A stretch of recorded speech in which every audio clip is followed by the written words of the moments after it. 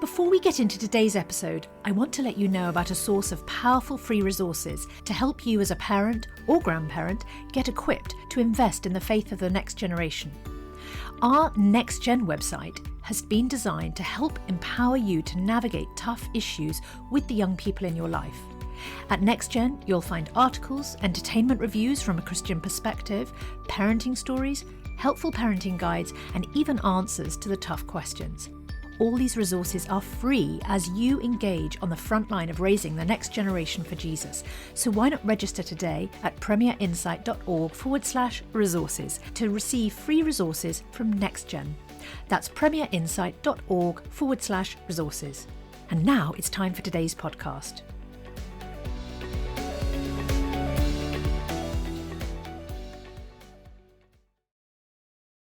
Bringing the Word to life. The Bible in a year. Joshua 21 to 22. Now the family heads of the Levites approached Eleazar, the priest, Joshua son of Nun, and the heads of the other tribal families of Israel at Shiloh in Canaan, and said to them, "The Lord commanded through Moses that you give us towns to live in with pasture lands for our livestock." So, as the Lord had commanded, the Israelites gave the Levites the following towns and pasture lands out of their own inheritance. The first lot came out for the Kohathites, according to their clans. The Levites, who were descendants of Aaron the priest, were allotted 13 towns from the tribes of Judah, Simeon and Benjamin. The rest of Kohath's descendants were allotted 10 towns from the clans of the tribes of Ephraim, Dan and half of Manasseh. The descendants of Gershon were allotted 13 towns from the tribes of Issachar, Asher, Naphtali, and the half-tribe of Manasseh in Bashan. The descendants of Merari, according to their clans, received 12 towns from the tribes of Reuben, Gad, and Zebulun. So the Israelites allotted to the Levites these towns and their pasture lands, as the Lord commanded through Moses. From the tribes of Judah and Simeon, they allotted the following towns by name. These towns were assigned to the descendants of Aaron, who were from the Kohathite clans of the Levites, because the first lot fell to them. They gave them Kiriath Araba, that is Hebron, with its surrounding pasture land, in the hill country of Judah. Araba was the forefather of Anak, but the fields and the villages around the city they had given to Caleb, son of Jephunneh, as his possession. So to the descendants of Aaron the priest they gave Hebron, a city of refuge of one accused of murder, Libnah, Jittah, Eshtimoah, Holon, Debir, Ain, Jutah, Beth-Shemesh, together with their pasture lands, 9 towns from these 2 tribes. And from the tribe of Benjamin they gave them Gibeon, Geba, Anathoth, Almon, together with their pasture lands, 4 towns. The total number of towns of the priests, the descendants of Aaron, came to 13, together with their pasture lands. The rest of the Kohathite clans of the Levites were allocated towns from the tribe of Ephraim. In the hill country of Ephraim they were given Shechem, a city of refuge for one accused of murder, and Gezer, Kibzaim, Beth-horon, together with their pasture lands, 4 towns. Also from the tribe of Dan they received Elkateh, Gibbethon, Aijalon, Gathrimon, together with their pasture lands, 4 towns.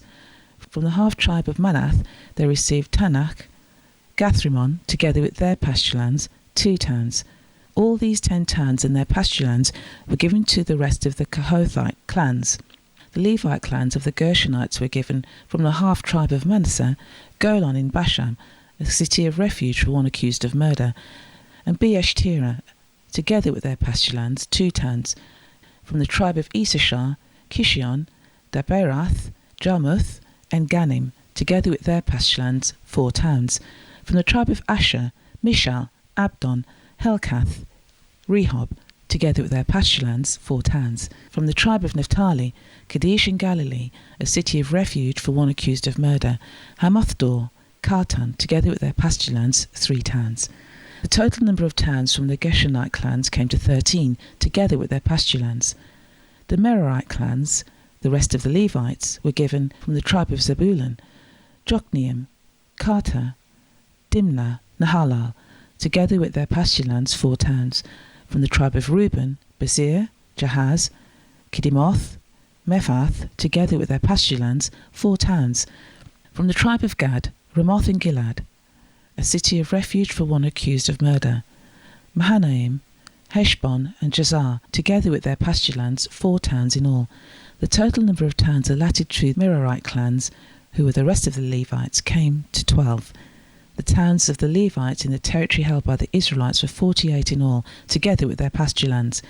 Each of these towns had pasture lands surrounding it. It was true for all of these towns. So the Lord gave Israel all the land he had sworn to give to their ancestors, and they took possession of it and settled there. The Lord gave them rest on every side, just as he had sworn to their ancestors. Not one of their enemies withstood them. The Lord gave all their enemies into their hands. Not one of all the Lord's good promises to Israel failed. Every one was fulfilled. Then Joshua summoned the Reubenites, the Gadites, and the half-tribe of Manasseh, and said to them, "You have done all that Moses, the servant of the Lord, commanded, and you have obeyed me in everything I commanded. For a long time now, to this very day, you have not deserted your fellow Israelite, but have carried out the mission the Lord your God gave you. Now that the Lord your God has given them rest, as he promised, return to your homes in the land that Moses, the servant of the Lord, gave you on the other side of the Jordan. But be very careful to keep the commandment and the law that Moses, the servant of the Lord, gave you, to love the Lord your God, to walk in obedience to him, keep his commandments, to hold fast to him, and serve him with all your heart and your soul." Then Joshua blessed them and sent them away, and they went to their homes. To the half-tribe of Manasseh, Moses had given the land of Bashan, and to the other half of the tribe of Judah gave the land on the west side of the Jordan, along with their fellow Israelites. When Joshua sent them home, he blessed them, saying, "Return to your homes with your great wealth, with large herds of livestock, with silver, gold, bronze and iron, and a great quantity of clothing, and divide the plunder from your enemies with your fellow Israelites." So the Reubenites, the Gadites, and the half-tribe of Manasseh left the Israelites at Shiloh in Canaan to return to Gilead, their own land, which they acquired in accordance with the command of the Lord through Moses. When they came to Gililoth near the Jordan, in the land of Canaan, the Reubenites and the Gadites and the half-tribe of Manasseh built an imposing altar there by the Jordan. And when the Israelites heard they had built the altar on the border of Canaan at Gililoth near the Jordan on the Israelite side, the whole assembly of Israel gathered at Shiloh to go to war against them. So the Israelites sent Phinehas, son of Eleazar, the priest, to the land of Gilead, to Reuben, Gad, and the half-tribe of Manasseh. With him they sent 10 of the chief men, one from each of the tribes of Israel, each head of a family division among the Israelite clans. When they went to Gilead, to Reuben, Gad, and the half-tribe of Manasseh said to them, "The whole assembly of the Lord says, how could you break faith with the God of Israel like this? How could you turn away from the Lord and build yourselves an altar in rebellion against him now? Was not the sin of Peor enough for us? Up to this day we have not cleansed ourselves from that sin, even though a plague fell on the community of the Lord, and now you are turning away from the Lord. If you rebel against the Lord today, tomorrow he will be angry with the whole community of Israel. If the land you possess is defiled, come over to the Lord's land where the Lord's tabernacle stands and share the land with us, but do not rebel against the Lord or against us by building an altar for yourself, other than the altar of the Lord our God." When Ashan, son of Zerah, was ungrateful in regard to the devoted things, did not the wrath come down on the whole community of Israel? He was not the only one who died for his sin. Then Reuben, Gad, and the half-tribe of Manasseh replied to the heads of the clans of Israel, "The mighty one, God, the Lord, the mighty one, Lord the God, he knows, and let Israel know. If this has been in rebellion or disobedience to the Lord, do not spare us this day. If we have built our own altar to turn away from the Lord, and to offer burnt offerings and grain offerings, or to sacrifice fellowship offerings on it, may the Lord himself call us to account. No, we did it for fear that some day our descendants might say to ours, 'What do you have to do with the Lord, the God of Israel? The Lord has made the Jordan a boundary between us and you Reubenites and Gadites. You have no share in the Lord, so your descendants may cause us to stop fearing the Lord.' That is why we said, 'Let us get ready and build an altar, but not for burnt offerings or sacrifices. On the contrary, it is to be a witness between us and you and the generations that follow, that we will worship the Lord at his sanctuary with our burnt offerings, sacrifices, and fellowship offerings. Then in the future your descendants will not be able to say to ours, 'You have no share in the Lord.'" And we said, "If they ever say this to us or to our descendants, we will answer, 'Look at the replica of the Lord's altar, which our ancestors built, not for burnt offerings or sacrifices, but as a witness between us and you. Far be it from us to rebel against the Lord and turn away from him today by building an altar for burnt offerings, grain offerings, and sacrifices, other than the altar of the Lord that our God, that stands before his tabernacle.'" When Phinehas the priest and the leaders of the community and the heads of the clans of the Israelites heard what Reuben, Gad and Manasseh had to say, they were pleased. And Phinehas, son of Eleazar the priest, said to Reuben, Gad and Manasseh, "Today we know that the Lord is with us, because you have not been unfaithful to the Lord in this matter. Now you have rescued the Israelites from the Lord's hand." Then Phinehas, son of Eleazar the priest, and the leaders returned to Canaan from their meeting of the Reubenites in Gilead and reported to the Israelites. They were glad to hear the report and praised God, and they talked no more about going to war against them to devastate the country where the Reubenites and the Gadites lived. And the Reubenites and the Gadites gave the altar this name, a witness between us that the Lord is God. Verse 28. The wicked flee though no one pursues, but the righteous are as bold as a lion. When a country is rebellious, it has many rulers, but a ruler with discernment and knowledge maintains order. A ruler who oppresses the poor is like driving rain that leaves no crops. Those who forsake instruction praise the wicked, but those who heed it resist them. Evildoers do not understand what is right, but those who seek the Lord understand it fully.